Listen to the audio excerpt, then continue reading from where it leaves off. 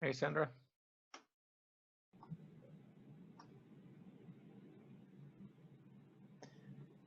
Good morning or afternoon, wherever in Canada you may be. This is Tim Richter, and I'm pleased to welcome you to our latest Shelter Transformation Network webinar, and I will turn things over to CSTN Network Co-Chair Matthew Pierce to get us started.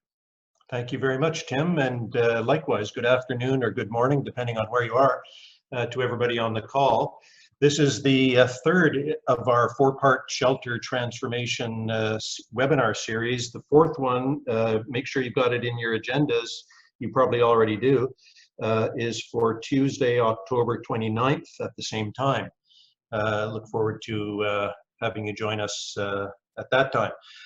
If you're looking for information on this series, it has been emailed out to most of you, but if somehow you didn't get it, it's also available on our website in the webinars section of transformshelter.ca. And also there's a recording of this webinar and the others, if they haven't already been posted. Well, obviously this one hasn't, but the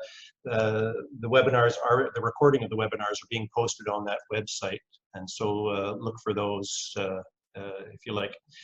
I think many of you also know, because we've spoken about it in past webinars, that we're planning a post CAEH conference in Edmonton, CSTN Learning and Planning meeting, and that'll be at between 2 o'clock and 5 o'clock on Wednesday, November the 6th, of course, in Edmonton at the Edmonton Convention Center.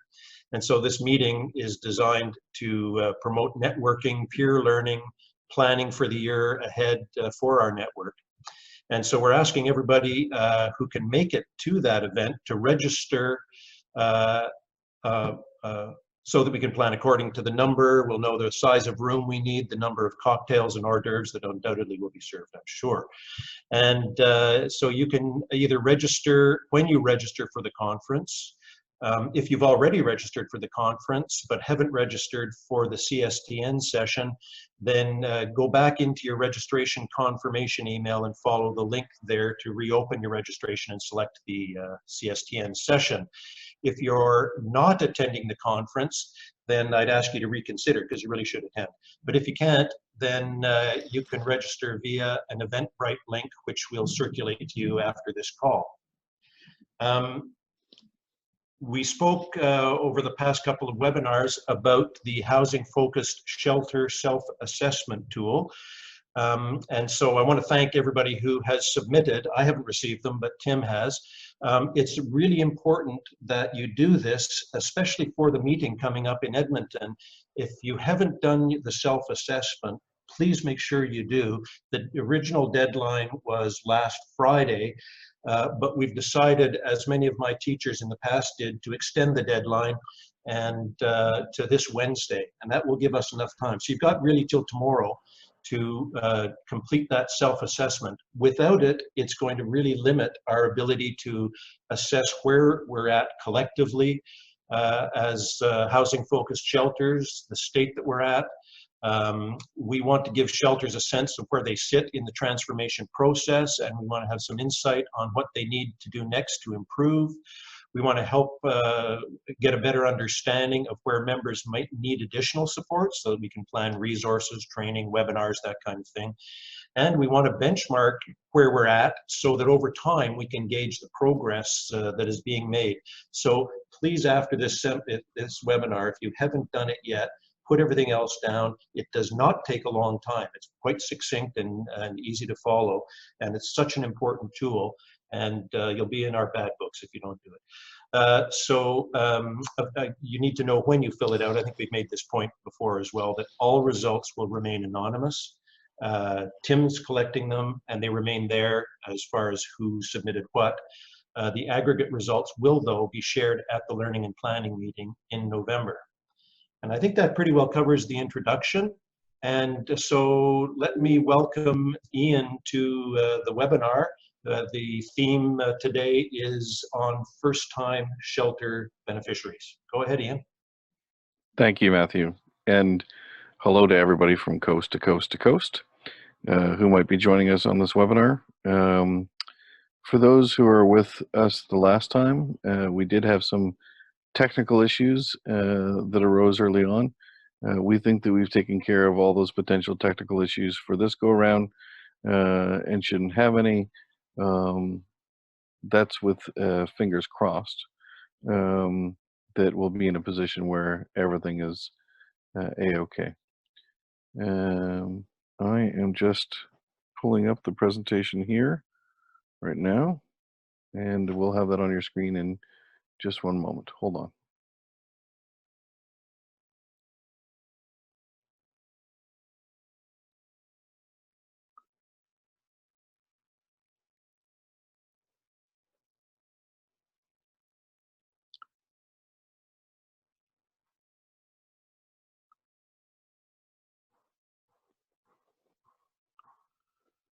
All right. I think we are good to go. I'm looking for recognition from Tim or Matthew or Sandra that they can see the screen successfully at this point. I'm not seeing it yet. Not yet. Okay.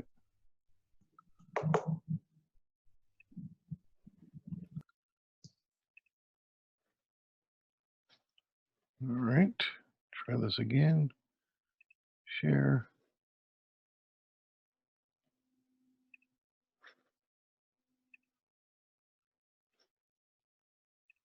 Awesome. There it is. There it is. Like magic. The focus of today is really looking at first-time shelter users as a different group of all shelter users and trying to focus our attention on what can we be doing to maintain a housing focus for first-time shelter users that might look different from repeat or long-term shelter users, which are a theme of a webinar in the future. But today is just on first-time shelter users and how do we focus on housing right from the start of their connection to the shelter. So I want to start with two ideas. One is how do we do this work with first-time shelter users from a place of empathy? And also, how do we use progressive engagement effectively when engaging with first-time shelter users? So I'd ask everybody to try to put yourself into the shoes of an individual or family that is using shelter for the very first time. Now, for any of you who work in shelters at the front line or have worked at the front line, I suspect that you can easily identify or more easily identify those individuals or families that haven't been there before. They can seem a little bit out of place. They may have more questions, but I also think that there's something emotionally different about that person or family. What are they likely feeling? And we could brainstorm or account different stories of individuals or families who've encountered for the first time. But I say it's not uncommon to have people feeling upset and angry and overwhelmed and confused and wanting this to be over with, as probably a litany of other emotions all at the exact same time. So we need to be sensitive to how people are engaging with us if they've never been to a shelter before or never contacted a shelter before and see themselves as in a position where they're going to need shelter services. So the next question that we'd ask is how do they know where to go or who to call? One of the weird but true things about homelessness is that it has a longitudinal bias. Um, all that really means is the more you're homeless or the longer you're homeless, the more accustomed you are to being homeless. And one might even argue the better you're at accessing services as a person or family experiencing homelessness. But if they haven't been in a position of homelessness before and they're going to use shelter services, some individuals or families might be attracted to what I'll call brands. There are certain organizations, often national in scope, that people are familiar with and may have seen in passing or seen fundraising drives for, and just naturally gravitate to. A good example of that of a national brand is something like the Salvation Army. But you know as well as I do, depending upon the community, different Salvation Armies do different things. And so you could even be in a position where you're attracted to a brand, but you ended up at the wrong place. We also know that some people in need of shelter might actually go to an income assistance office first. So trying to get some sort of provincial government benefit and thinking that that's the pathway into shelter. Sometimes people go to elected officials' offices. Sometimes people call 211 or 311 or comparable community resource. Sometimes people contact the likes of United Way or a church or a synagogue or temple or mosque. So when we try to put ourselves in the shoes of someone who's never been there before, we also have to be thinking about communication strategy, broad and wide, so that if a person or family found themselves in a position of needing shelter, they would know where to go and hopefully something related to what to expect when they get there. Which leads to the last question that I have in putting yourself in their shoes. What happens if they show up at the wrong place, or they show up at the right place but at the wrong time? There is a navigation piece that needs to happen, especially for first-time shelter users, to make sure that they're showing up at the right door. It would be terrific if we could talk about a no wrong door approach, but suffice to say, for example, if you had a man in his 50s who showed up at a youth shelter, that's the wrong door. We have to figure out how to get him to the door that accommodates single men. Or if you had a family show up at a single adult shelter, we'd have to have some way of getting the family to the right door where they could actually be served. If your shelter only does intake or admissions at certain periods of time during the day, then you could also be in a position where it's redirect through education. Someone, for example, shows up at 11 o'clock in the morning, you don't do admission and intake till 4 o'clock in the afternoon. Where can you direct that person to go to be safe in those intervening hours where they're waiting to see if they're going to get into shelter? In all of these approaches, we do focus on safety first. And when we talk about safety first, and this would be true of repeat, long-term, and first-time shelter users, is that we always want to start with screening for immediate safety. So we're not going to be in a position where we might try diversion or other strategies related to intake if the person or family is in an unsafe situation. Where there are safety concerns, we want to have an immediate response to be able to address those safety issues so we can move on with other work when it's appropriate. And the other thing that we'd want to say for all shelter users, but especially for first-time shelter users who may not be accustomed to sharing the sort of information that they're going to be asked to share when they show up, is to ensure all conversations happen in a safe space. So that may be a separate room that is used for screening and intake. It could be that you have like a cubicle set up that's separate and apart from your main desk. It could be that you ask the individual or family where they would want to meet. Some of them might choose to meet in a private room. Some of them might choose a quasi-public but safe private space, like can we go sit on the picnic tables in the back and have the conversation? I mean, it's really up to the organization and the person or family being served to make a distinction of what is a safe space, but certainly our ability to offer safe space for engagement with people, especially first-time users who are unfamiliar with the processes that might be in place. As we talked about a couple of webinars ago, if safe, we want to try diversion first. If there's any safe and appropriate alternative to shelter, we want that individual to be there. And one of the things that seems to be emerging in evaluations of diversion programs is that one of the sweet spots for diversion are amongst those individuals or families who haven't been in shelter before. That they may have more options that can be considered that are safe and appropriate. And it's really just a matter of having someone assist with mediation and problem solving to activate one of those responses in a way that's going to make sense for the particular presenting issues of that individual or family. If we're in a position where we're safe and trying diversion, let's also remember that we need to empower people to generate their own solutions and action steps, as opposed to because someone showed up at shelter, us assuming full responsibility for generating solutions and action steps. And finally, remember that the final step of diversion is to start to create a housing plan if they're coming into shelter. Another way of putting that is, if it's going to be impossible to complete diversion with the individual or family, and so we know that they're going to be a guest within the shelter, how do we make sure that we have them thinking about housing and how they're going to resolve their homelessness right from the very beginning? Now, that doesn't mean that this housing plan has to be remarkably detailed or lay out absolutely every single task and every single step. At the point of diversion, it's really the architecture or framework of a plan, as opposed to having a fully populated plan, but ensuring that the recipient of services knows nonetheless that the focus is going to be on housing. We want all of this to be anchored in something known as progressive engagement, which is a phrase used when it comes to allowing people to demonstrate what they're capable of prior to providing more intensive services.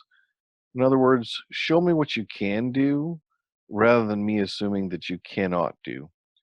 And progressive engagement is predicated a lot upon the natural resiliencies that people have, and whether or not we create a space intentionally that allows people to demonstrate those resiliencies. We say that progressive engagement is a benefit to the person because they can showcase the skills, strengths, and independence that they already have, and that we can work from those by adjusting what we do based upon their strengths as opposed to perceived or assumed weaknesses. It's also in the benefit of the system of care, because we're not trying to overserve people that can resolve their own homelessness with a lighter touch. We're trying to make sure that we've right-sized the intervention. That's the phrase that's frequently used. Right-size the intervention specifically for ensuring that the system as a whole is not overserving people who don't need to be overserved. All right. Allocating or making the determination to allocate is a difficult one of how we want to use beds and how we want to perform intake. So just the chat box jumped up on my screen. I don't know if it's on your screens, but I'm going to work to resolve this.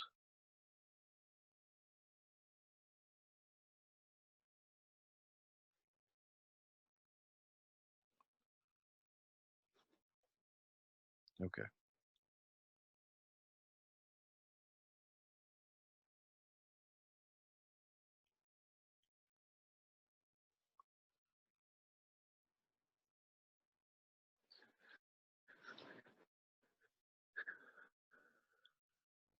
So when we think about how we want to go about allocating our beds, probably the biggest decision that has to be made is an operational one.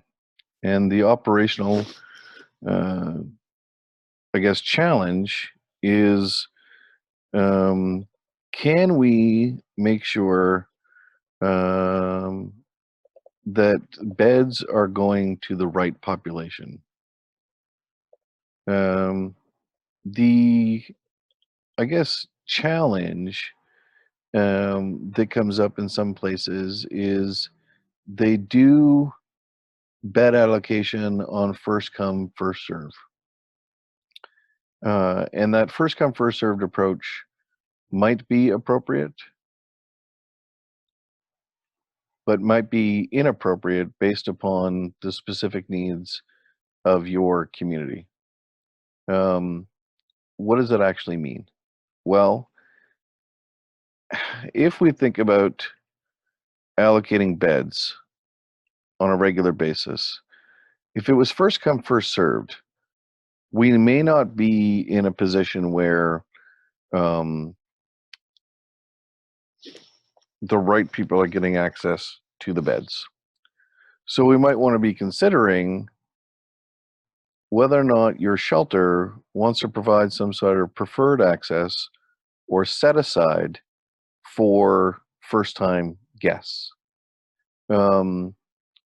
If we're in a position where all of the beds are taken already, and the first-time shelter guest is just in a queue for a bed, as opposed to being in a position where uh, we know that there are some beds set aside for them, then what can happen is you can have a first-time shelter guest who has greater needs or higher vulnerability than some of the other guests who are already in shelter, but no ability to give them space because you had no bed set aside for first-time users.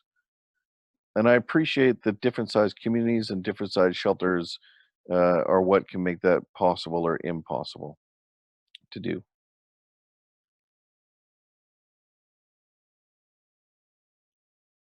The last thing that I mentioned relative to accessing beds is what sort of priorities has your community established for accessing beds?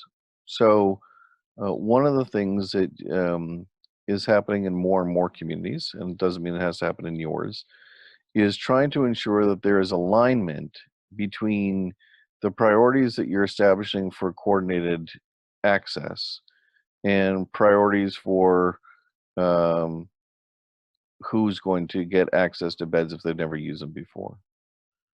So if diversion is not possible, now we can move over to intake. And I just want to pause for a second here. I'm sorry, I'm still having technical issues with a chat box in the middle of my screen, making it hard to see my own slides. So just give me one moment here. In the top right corner of the chat box, you should be able to cross it out. Just hit the X and it'll close. You should. You would think. Okay.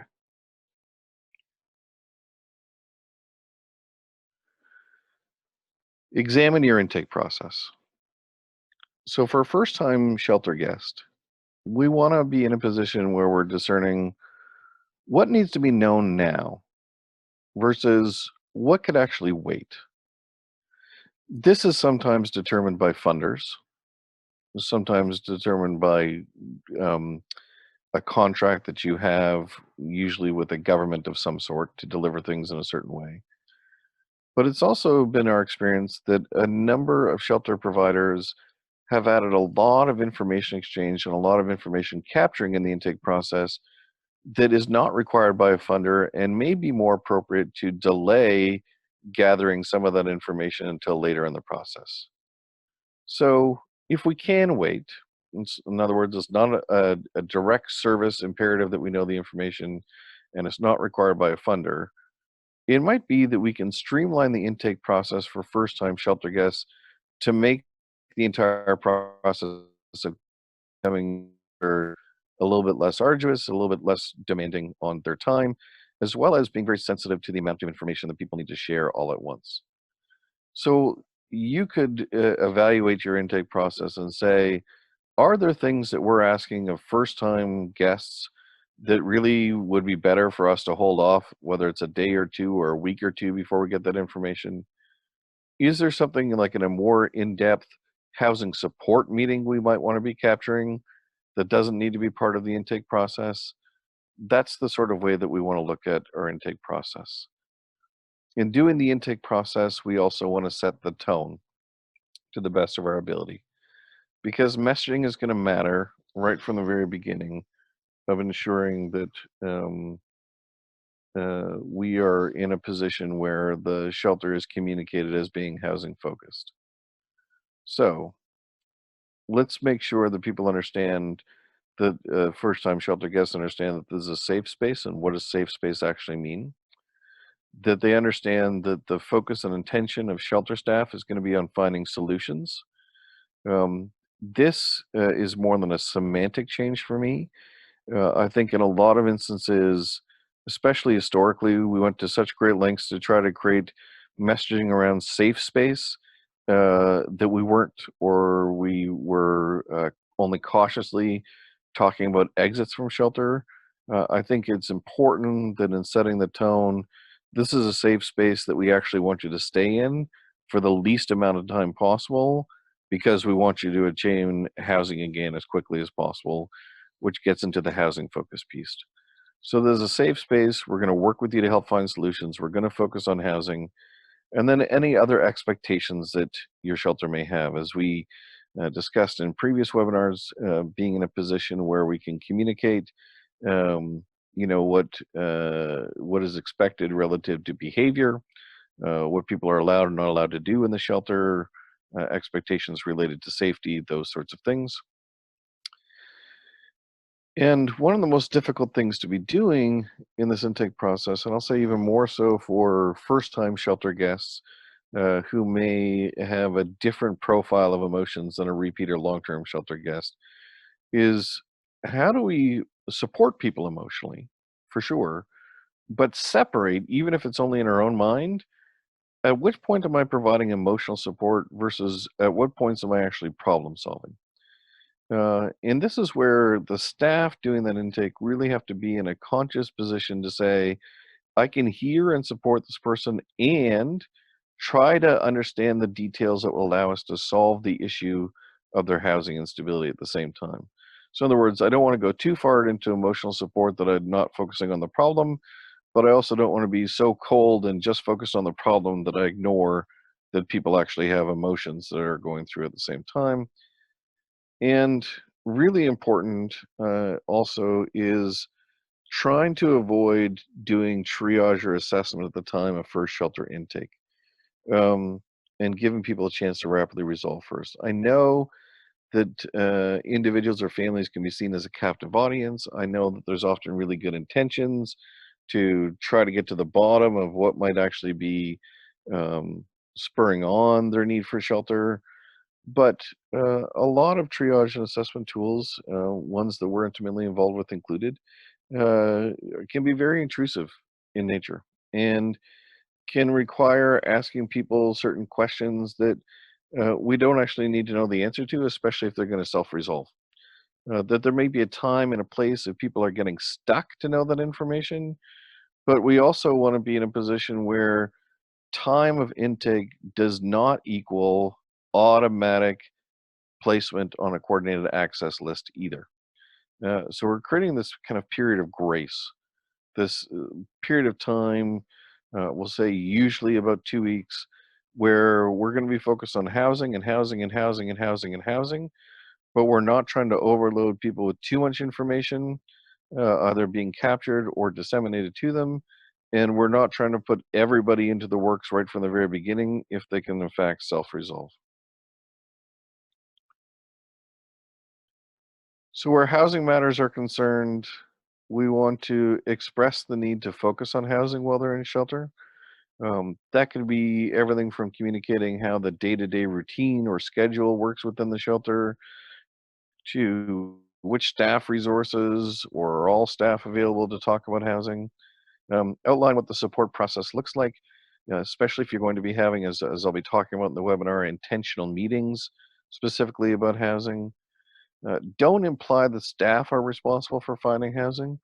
And this happens in a few ways. One, especially if the person is really emotionally distraught or the family is emotionally distraught, we might think that we're providing comfort by saying, you know, we're going to take care of finding a place to live. And really the messaging is, we're going to support you and work with you to help you find a place to live that isn't the shelter, not we're going to assume responsibility for it. And this also gets into the messaging around the likes of coordinated access and ensuring that we're not taking on uh, too much responsibility or creating false hope for people who could have otherwise self-resolved. Explore action steps that they can start taking the following day. So at that time of intake, we should be planting seeds around come tomorrow. What are the first things you can be doing relative to getting yourself at a shelter? And some of those are going to be related to, but not explicitly housing. So things like, well, I can start getting my ID as of tomorrow, or I can start working on accessing income supports tomorrow, or talking to my boss about an advance tomorrow. I mean, there's lots of different ways in which I could work on that specifically, but I want to make sure that there is some focus starting the next day on working towards housing.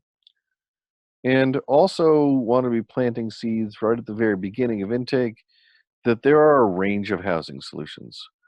So for many people, I would even argue most people, when the conversation around housing starts, especially for single individuals, uh, they can immediately think self-contained, independent living in a bachelor studio, one-bedroom apartment.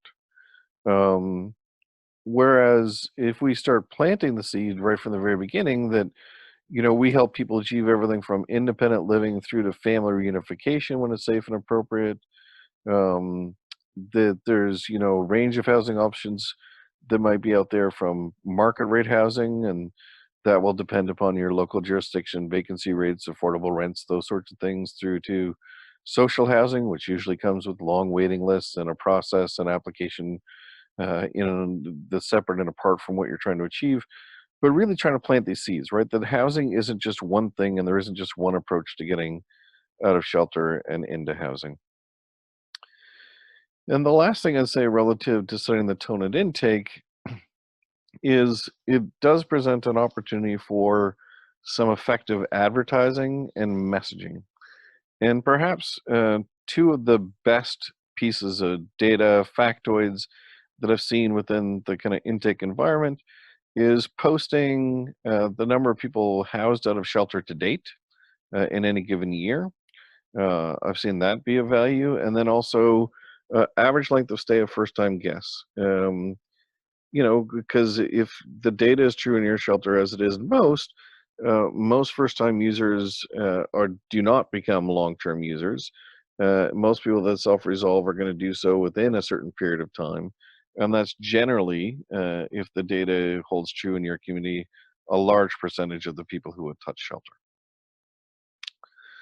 When it comes to consent forms, especially for first-time shelter users, we want to make sure that we've designed our consent forms and examined consent um, from this perspective of housing. So with whom are we going to share information to try to help you move towards housing? Who would we need to share information with relative to securing income? And obviously outlining where consent is stored, how long it's in effect for, how to withdraw consent, and implications if they withdraw consent. So that's all up front. I guess the key point that I'm trying to make here amongst first-time shelter guests is they may not have the same experiences of different consents being used in different organizations for sharing information across like outreach and drop-ins and shelters, because they may not have had as much exposure to the quote-unquote system in the past. But also, we can make consents really difficult to navigate when we start to think about specific consent for specific pieces of information, as opposed to consents to authorize someone to work on housing, securing income, those sorts of things. So as legally permissible as possible in your community, the broader we can make consents to allow the housing sharing of information to occur, the better it will be for the individual or family. Of course, with outlining, as I said, understandings of with whom, for what purpose, and how to withdraw consent. There are some lessons learned, and this is just a short part of today's webinar, of how you can use physical space differently for first-time guests as well. And the first thing to say relative to the physical space is some shelters have found it advantageous to separate first-time shelter users from repeat and long-term shelter users.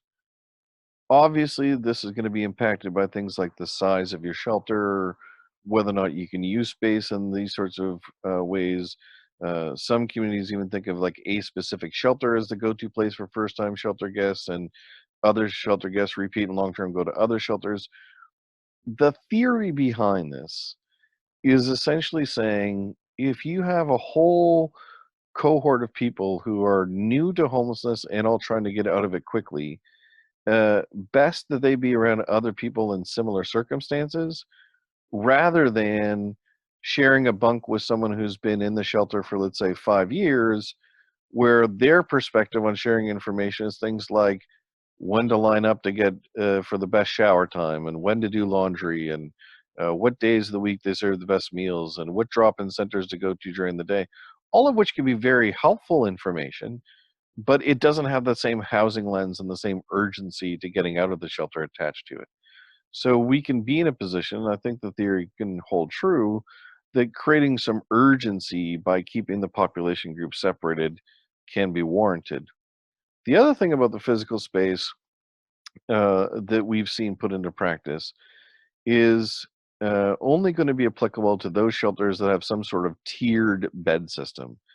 In a lot of tiered bed systems, it might start with a mat on the floor that then got you to a mattress on a bunk, that then got you to like a smaller dormitory area with fewer beds and no bunks, that maybe you graduated to a place where you had your own self-contained unit. And that this progression from mat on the floor to self-contained unit historically, in many instances, was directly related to perceptions of behavior. That a particular guest was more deserving of having independent space, or sometimes shelters do this based upon age, where they want older people to be in more self-contained units, or in family spaces, trying to ensure the really large families have more access to confined spaces, etc. But there have been some shelters that have tried to flip that on its head. And the thinking has really gone that if you start with the best accommodation that you have within the shelter, and you use that as incentive to keep people focused on housing, that it's only a regression that occurs, not a progression that occurs. So for most individuals, it'll be shorter stays. They'll be in and out of those kind of independent self-contained units fast. But if they're not able to secure housing, or they become uninterested in securing housing, or things get foiled in the process of housing, then people regress to other more communal styles. And I haven't seen any evaluation on that in particular. It's just an idea that I'm quite intrigued with in terms of how different shelters may be starting to use their space differently for first-time shelter users. All right, staying focused on housing right away. So step one is to ensure that there is a meeting that happens the first morning after the first night in shelter with absolutely everybody where last night was their first night in shelter. So this could be on some days a one-on-one meeting if you only had one person or one family where last night was their first night in shelter. You could host these as group meetings if you had like a handful of people where last night was their first night in shelter. But what's the focus going to be on in this meeting? Well, it's not a long meeting, and by not long I mean it's more of the 10 to 15 minute variety, as opposed to the hour or 2 hour long variety. But what is the focus on? The focus on what are the immediate problems that need to be solved, and immediate problems that need to be solved that would interfere with the ability to get housing quickly. Things like access to income, and not just income support, so that's part of it, but also for those who are employed and experiencing homelessness, is it possible to get an advance on their pay or to get their existing pay? Also encouraging people to think about things like family and friends that they could tap into for income that would assist them in achieving housing. Self-resolving housing search process.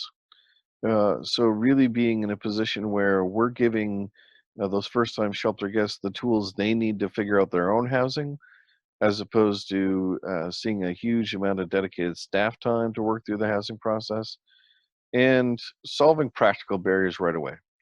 So if someone on day one in shelter is ready to go out and look for apartment listings, or has made some phone calls and has viewings, we don't want the thing that interferes with the process to be things like transportation. So that's where I just gave an example here around like making sure people have access to bus tickets to get around to viewings right from day one, and being in a position where we have the budget and the time to support that. And then I've also seen it be very advantageous to provide a tracking sheet along with a pen or pencil for the new shelter guest, individual or family, to be able to record who are the places that they've contacted. What was the result of that contact? Did they leave a message? Did they talk to a live person? Do they have a viewing set up? What were the details of the listing? So that's usually things like, well, what is the rent? Does that include heat and hydro? Those sorts of things. And then something action plan related. So place was already taken to, I have a viewing set up for Tuesday at 3 o'clock in the afternoon, those sorts of things. And this allows people to keep a running list of all of their efforts, which becomes really helpful for them, but also will become instrumental in any sort of debriefing or engagement process with the household, that individual or family, to track and measure what's been successful, what's been unsuccessful, what were some of the places you got close to renting, what are some of the places that you were miles apart from renting, what is actually learned through this process, how do we refine moving forward. Related to this idea of a tracking sheet, we strongly encourage there to be passive resources that are prepared in advance and can be disseminated to those first-time shelter guests. So examples of these type of tips that we can put in there include things like, how do you prepare to meet a landlord, and what to remember when filling out a housing application, and when and how to consider a roommate possibility. I mean, the list kind of goes on and on of these examples, but what we're suggesting is not a situation where you create one big resource guide and you just say to all first-time shelter guests, here's your resource guide, good luck. But using these passive resources as opportunities for engagement on a daily or every 2 or 3 day engagement. So there goes Bob down the hallway. Bob is a new shelter guest. Oh, hey, Bob, I wanted to give you this tip sheet we have for 3 things to remember when you're meeting a landlord. Oh, Bob, see you tomorrow, and it's 5 things to remember when you're thinking about family reunification. So just planting seeds, but without it taking a whole lot of staff time, and also not just trying to overwhelm people with every single resource. Every single one of these tip sheets could become the vehicle for a 3 to 5 minute discussion and could present the breakthrough of helping the person self-resolve in their housing process. Overnight staff, I will say, often not thought of as critical to the trajectory of housing success, but that would be a missed opportunity if we don't tap into overnight staff to help in the housing process. So in which ways? Um, Rather than saying to your first-time shelter guests, and repeat or long-term shelter guests as far as I'm concerned, rather than saying, here's a bunch of computers, you should get online and look for housing, it would be much more efficient, and we have seen this put in place in a number of shelters, to have overnight staff as part of their core duties scour every online resource they can find every single night and print those off, so that by the time your guests are waking up in the morning, there already is a stack of listings for them to go through. So, you know, if it's, whether it's Kijiji or online ads or whatever, it's, you know, we can separate them by unit type, bachelors and ones and twos. We can separate them by price point. We can separate them and filter them by what's included or not included in the price point. We could separate them by geography. So within, you know, 10 kilometers of downtown, within 50 kilometers of downtown, etc. Um, and so our guests, especially first-time shelter guests, who are likely to be quite motivated towards finding housing and shoring things out, they don't need to expend time and energy going through the listings themselves. There are a finite number of listings, and if they've already been captured for you, that's an efficiency. We might even want to make sure that there's a housing resource board in place, and just for housing related matters, and that the housing resource board becomes the place where these listings get posted every single morning. We usually say like by breakfast time or thereabouts. And then you start to socialize the importance of the housing resource board within your shelters, such that it creates buzz, that there are people, especially your first time shelter guests, who want to go look at the housing resource board ASAP early in the morning, especially to see, are there any listings that came out today that weren't available yesterday. The whole idea of the early bird capturing the worm. And then the overnight staff can be preparing more passive resources on an ongoing basis to keep that part of it fresh. For our first time shelter guests, not only do we have the meeting after the first night in shelter, we also want to be in a position where we have daily check-ins as staffing allows. And what we're focused on are housing related activities. Examples I gave here are getting income or identification. In those daily check-ins, also being in a position where we can do some immediate problem solving or establish referrals right away when necessary. And I think that presents a great opportunity for casual encounters with people, but also proving that we're dedicated to supporting people in the process of getting out of shelter as quickly as possible, and that your first time shelter guests are not just slipping between the cracks and becoming more comfortable in shelter, that they stay motivated and engaged in the housing process. Daily check-ins can be done by any staff member. I don't want you to think that daily check-in is just like a housing worker's job within the shelter to check in, but we should be either dividing and tracking who's going to do the daily check-ins, or be figuring out which time of day we want to do check-ins with people. So maybe it's when people are coming back in the afternoon or evening after being out for the day, that we have a process where we're re-engaging with people to come in for the night, that we do a quick check-in. Maybe it is daytime staff when they're doing their rounds of seeing who's in the building, have a checklist of who are those first time shelter guests that they're doing a daily check-in in. And we should get to a position where by early evening, we know of all of our first time shelter guests, that is people who have been staying with us less than a couple of weeks, whether or not they've been engaged that day or not relative to their work on housing. There will be some guests within shelter who are making great progress in working towards housing. In those instances, our daily check-in is essentially just a confirmation, affirmation, and encouragement to keep going. Daily check-in for some other first-time shelter guests can be met with frustration. The sort of things that might be said are things like, well, why do you keep checking in with me about housing? I don't have any housing. I'm no clearer to getting housing today than I was yesterday. Leave me alone.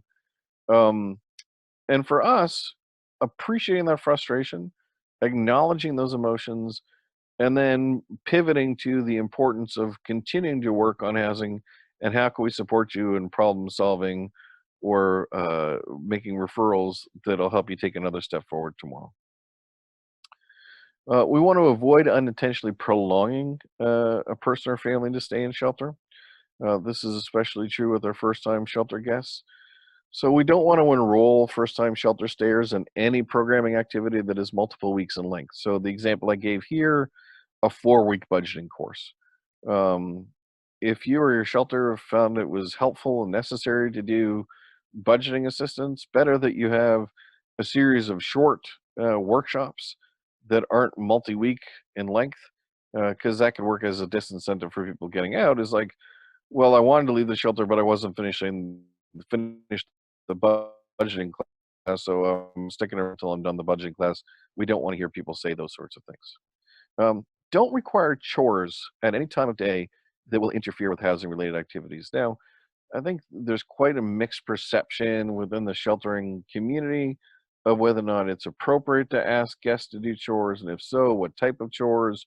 Let's park all that for a moment and said, if you were a shelter that did require people to do chores, or you provided an incentive for people to do chores, we don't want those chores to be happening at a time when they would otherwise or best be looking for housing. I'll give you an example I saw not that long ago. A chore that people could sign up for was to help sort out the clothing donation room.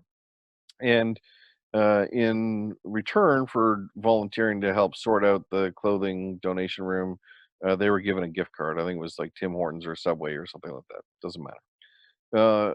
But all of that sorting happened during the day.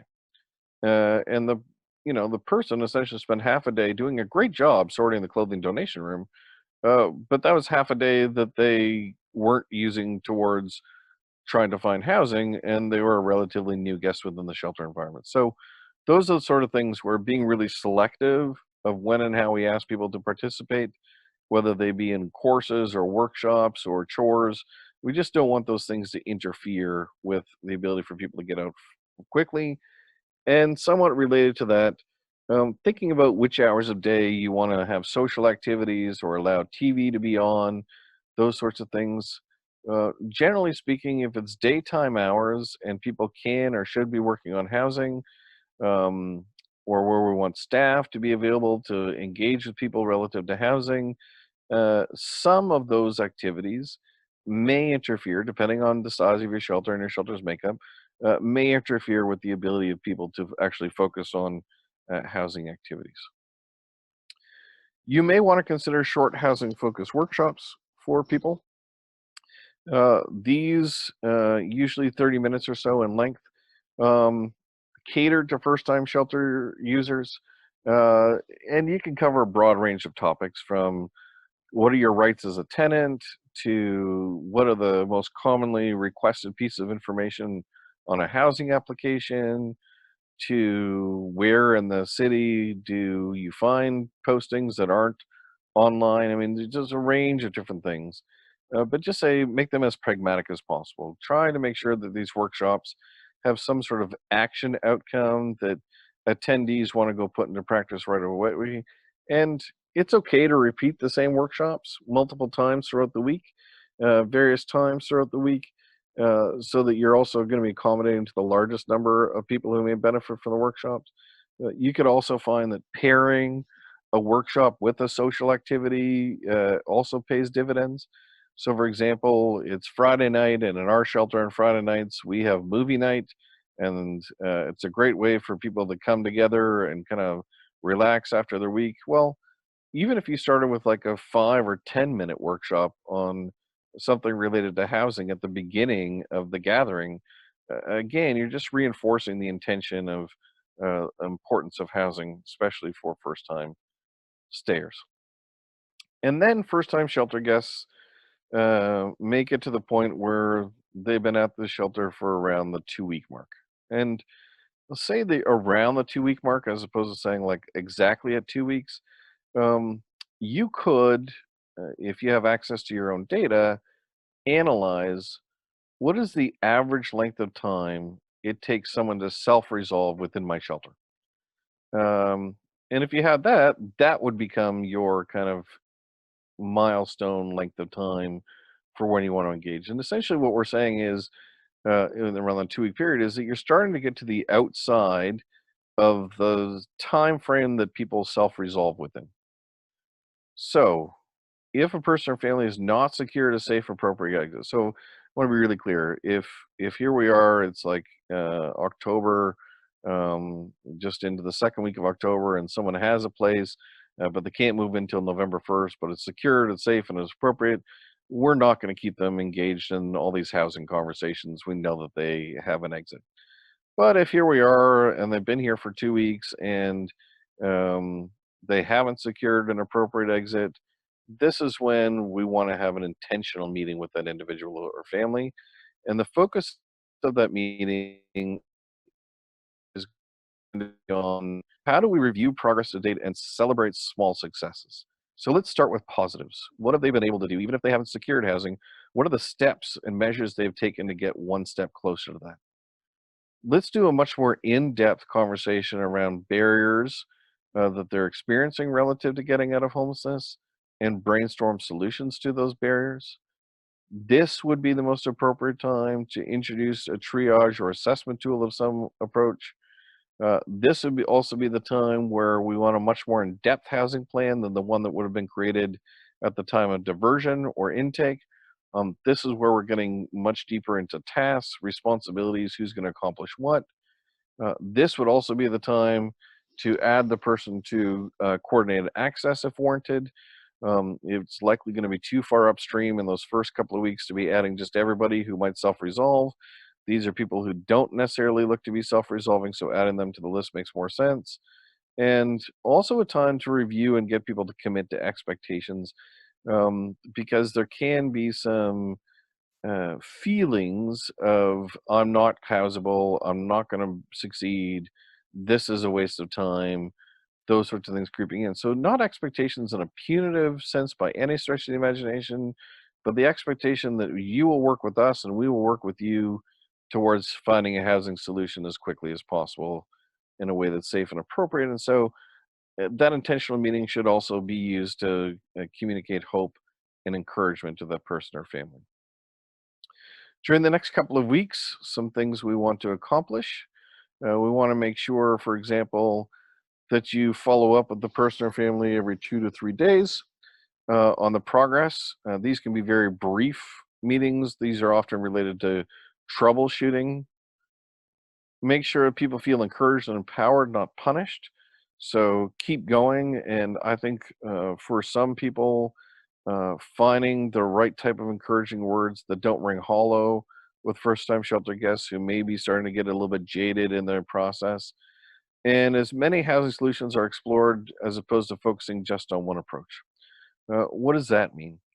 Well, because we're in a position where we might say, okay, we've done triage and assessment, we've inputted the person for coordinated access. Based upon our community's prioritization, this would be a really good candidate for supportive housing. That can be true, and you can still be trying to focus on family reunification at the same time.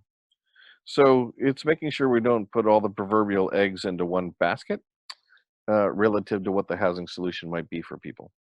We also want to be, over those couple of weeks, updating the housing plan and refining it as necessary based upon what's working and what isn't working.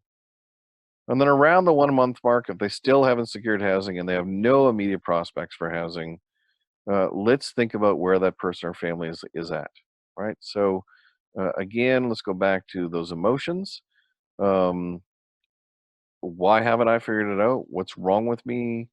They likely have been in a position where they wonder if it's been worth all the effort they put in the past 4 weeks or so to try and find housing, if they're no closer to achieving housing, or maybe they've been met with further setbacks like discrimination, or they're not getting the income supports that they feel that they should be entitled to, or there's other drama as a backdrop that led to their homelessness in the first place.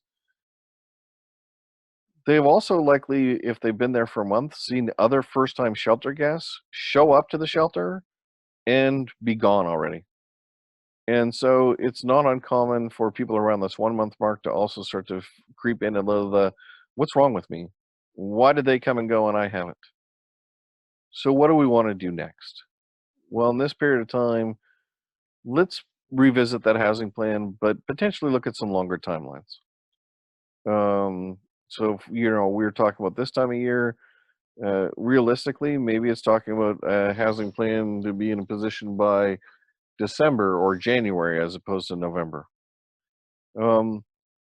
Examine whether or not referrals, whether those are internal or external, would be beneficial to helping the thing along. So up to this point, a lot has been in the hands of the person or the family to self-resolve with some assistance, guidance, and support from staff. We might be in a position where we say, hey, we haven't had you connect to our housing case manager yet, but now we're going to look at connecting you to our housing case manager. We're going to make a referral to them so they can do much more in-depth housing planning with you, or maybe they have access to landlords that we don't otherwise have access to, those sorts of things. And this is where we also, based upon your local reality and your staffing of your shelter, where it can be very helpful to assert more involvement on the part of staff. The example I gave here is accompaniment to appointments. So maybe it's time, and perhaps not every viewing, but the guest has had 4 viewings, none of which have gone particularly successful. The guest is wondering whether or not they're doing something wrong when they go to do these viewings. And we say, well, we can come with you to the viewing and be kind of that silent support, or we could lead the conversation. We can debrief what actually happens in it, but being a bit more hands-on can be very helpful in terms of figuring out what to do next. And then as we start to wind down this webinar, let's also focus on some things not to do.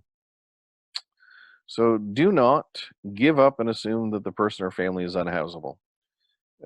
Once you start to give up, or your staff team starts to come up, or we start to hear words like they're not housing ready creep into our vocabulary, we're essentially assigning some people to be long-term shelter guests rather than seeing everybody as having the potential of being housed. Don't just shuffle people off to another shelter where they need to begin the process all over again, the out of sight, out of mind. Um, Certainly have seen this in some jurisdictions. Oh, I held on to the Smith family for a month. We couldn't get them housed, so we transfer them to another shelter. That's not going to help people get any closer to housing if we just start shuffling people around in the process. Don't rely exclusively on coordinated access. Yes, we should have the right amount of expectations of our coordinated access system. Yes, we should be putting people into coordinated access at the right time. But I also don't want people who are dwelling, and I'll even say languishing at sometimes in shelter, where it's like, well, we're not working on housing because we're just waiting for their name to come up in coordinated access. Especially for first-time shelter guests, based upon the wait times in your community, do you really want to say to someone or a family that's been in your shelter for the first time, just hold tight for X number of months and we'll see what happens? Probably the wrong message to be giving.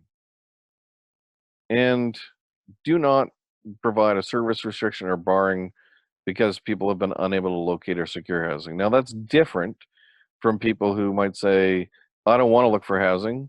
You have to let me stay here. I want to use you as an unpaid hostel. That's a completely different conversation.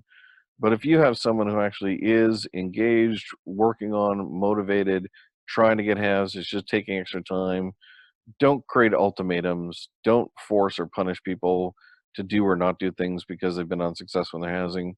We want to be more on the encouraging and support side than being on the punitive side of the housing search process. And this would be the time where I'd be happy to take any questions that people might have relative to the things that I've outlined today for first-time shelter guests. Awesome. Thanks, Iain. I'll start off with a couple of questions. First is from Matthew. Many shelters still ask their guests to leave after breakfast. How important is it to endeavor to remain open during the day as a means to work with first-time guests, or is closing during the day an incentive for someone to work toward their own solutions? I think this is a very interesting question because I think we can see housing-focused sheltering happen in shelters that are only open at night and overnight, and then requires everybody to leave in the morning, as well as shelter environments that are more 24/7 or might restrict access to the bed area for certain times of day. Um, I think the housing focus with first-time guests, the intake pieces, I think, remain the same regardless of what type of operation you have. The pieces around potentially having prioritized beds or some sort of preferred access for first-time shelter guests would stay intact. And this is where, depending upon your staffing, you can, for those shelters that ask people to leave after breakfast or require people to leave after breakfast, as an example, we can be saying to some of the guests in those environments um, that that's true of, let's say, almost every guest within the shelter, except for you, person whose last night was your first night here in shelter. We would like you to stay around for another 10 minutes to talk with staff. Those sorts of approaches, I think, are very targeted and through invitation, and we usually can construct enough staff availability to have those kind of quick conversations early on in the day. And if we are relying upon a third party, so another nonprofit or government entity, to really take the lead on housing, um, well, I would argue that all shelter staff should be conversant in housing all the time. If you didn't take that approach and when you were relying upon others, at least having some points during the day where the shelter was open where they could have appointments within the shelter would go a long way. Great. Um, Here's a question from Francois. What best practices have you seen for shelter intake management when the shelter only has one physical entry door, but multiple types of clients with different needs who are all in line to access the shelter? Well, I don't think there's an easy answer for that one, but perhaps what I've seen, I haven't seen it evaluated, but what I've seen that looks to be effective is staggered preferred entry times. Um, so different population groups, by and large, get served at different times, and then if you didn't show up for your time, there's kind of a later, more free-for-all redirected at the door. That's probably the one that I've seen the most. But again, in that process of meeting different types of clients at the door, still being able to flag who are the first time guests, who are the people where we might want to try a different approach, regardless of how you do the entry with one physical location. Even if we can't, hold people at that time, and I certainly don't mean physically hold, I just mean, sequester or carve aside time and engagement with those first time guests, at least being able to identify them so that staff have the time to follow up afterwards. And Mhm. I think a lot of what I described, um, people think, well, we need to have a really robust staff team to be able to, identify first time guests at the front door and be able to have those conversations the first morning after the first night. And that's just not the case. We've certainly seen shelters that has hundreds of people per day, but have a skeleton crew of staff, and it's really about articulating, well, who is going to be the person who identifies first time guests, who is going to be the person who has the follow-up conversations. If we can't have every follow-up conversation the morning after the first night, can we commit as a business practice to get it done within 72 hours if they're still here? So we start to think about the kind of flow, that we want to look from the moment of initial intake where there's lines right through to what's the follow-up conversations that we need or want to have with people if they are in our building and diversion is not possible. Awesome. Just a reminder to folks that they can ask a question to the Q&A panel or the Q&A spot on the control panel that you'll see in front of you. We got one more question here from Matthew. He says, what pointers do you have to handle those who want to use the shelter as an unpaid hostel? Ah, that should be a different webinar in and of itself, I think. It's one of the challenges in, I think, reimagining what shelters can be now compared to how some shelters and people within shelters behave currently. Um, for me, this extends beyond first-time shelter guests, but being really clear from the time of first engagement with the shelter, whether you're coming back or it is your first time, what's the intention of this shelter? And the shelter is to try to help you get housed as quickly as possible, working with you to resolve whatever barriers are necessary to achieve that outcome. Are you on board with what it is we're offering? If the answer is yes, fantastic, we're good to go. If the answer is no, I just want a place to stay. I don't want to have to work on housing, which can also come with things like sentiments shared, like you have to shelter me, um, or I am entitled to shelter. I think we need to challenge some of those perceptions.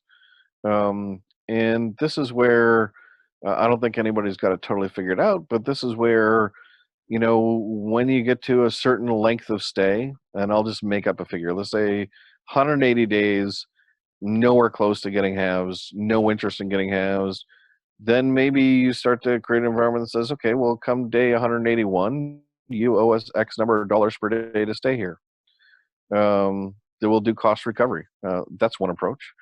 I'm not saying I fully endorse it, but that's one approach. Another approach could be, okay, well, we have separated our dorms to first-time shelter stayers, repeat shelter stayers, and then people who have no desire to work on housing, and then we need to investigate the no desire. Is that because of actual informed willingness and lack of desire to move forward, or is that because of there's cognitive impairments, physical or mental behavior health challenges that are interfering? Completely different conversation, I think, relative to how we go about engaging and using skills like motivational interviewing and assertive engagement to try to have breakthroughs in conversations to uncover what people's motivation is for staying in shelter and uncover what their motivation may or may not be for working towards housing. But if we just were to accept carte blanche, that some people will use us as an unpaid hostel forever, full stop, as opposed to challenging that, then all the things we're describing relative to being housing focused and shelter kind of fall by the wayside really quickly. Awesome. Well, thanks, Iain. I think that's all of the questions I'm seeing. I'll just, I guess I'll pass it over to Matthew and or Sandra to wrap things up. Okay. Well, I'll do a bit of wrap up, and Sandra, please join me if you have anything to say. Once again, Iain, really helpful and valuable practical information in this webinar. Really appreciate the time you've spent in pulling it all together. So thank you very much. Looking forward to the webinar on the 29th. On Tuesday the 29th, the fourth in our series of 4 this go around. And just a reminder to everyone on the webinar today, if you have not completed the shelter self-assessment, please make sure you do. It's available on the CSTN website, and send it off to Tim Richter, because when we get together in Edmonton at the post-conference session, it's going to be really important that you have completed this to help make sure that the information is from a broad array of experience as possible. And so thank you all for attending. I'll pass it over. Sandra, any final words? Thanks, Matthew, and thanks, Iain, for another wonderful webinar full of great information. And look forward to seeing everybody at the session in November. And just to reiterate what Matthew was saying about the importance of completing that self-assessment, not only will it help inform our session together in November, but it can also help us determine next steps in terms of what some of the information and subjects of the future webinars could be. So it's a really important piece of information that we strongly encourage you to complete. And thank you again to everybody who joined us today, and hope to see or hope to have you hear us again in a couple weeks. Okay, and these slides will be posted on the CSTN website as soon as we can get them up. You bet. That's it. Yeah. Yep. Thank you all very much. That wraps our webinar for today. We will post the recording and the slides within the next 24 or 48 hours or so. Terrific. Thanks. Okay. Thank you all very much. Have a great day.